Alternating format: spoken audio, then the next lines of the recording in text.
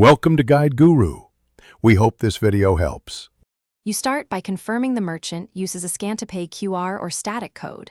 This matters because dynamic codes tie to a transaction. Open your payment app now or enable the camera if your phone supports in-app scanning. Once the app is ready, select the correct payment method, bank card, digital wallet, or stored balance, so the app can complete authorization immediately. Make sure network or mobile data is on, since most apps verify with your bank before proceeding. This reduces failed transactions. Aim the camera at the QR code and center it in the frame. Steady your hand and remove glare for a clean read.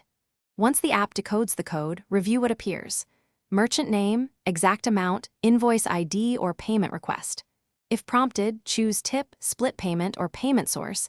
These choices affect authorization and final charge. Confirming details prevents accidental overpayment.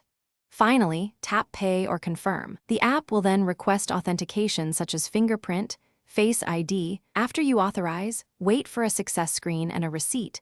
Save or screenshot it and show it to the merchant if needed.